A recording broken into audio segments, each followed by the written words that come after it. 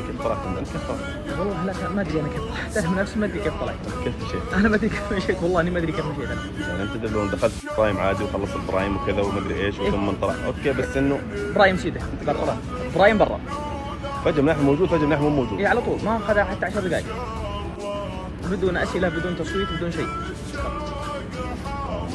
ما ادري حتى ايش ما ادري كيف وداك اصلا والله، انا اصلا ماني مستوعب اللي صار، ما انا مستوعب اللي صار صراحة. لكن هذه سياسه برنامج.